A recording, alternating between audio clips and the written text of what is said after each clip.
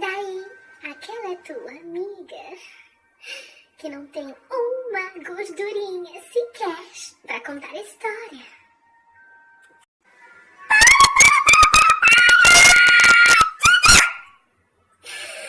Onde, menina? Onde você tá gorda?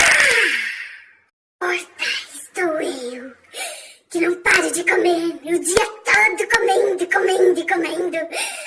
Não abro mão de comer.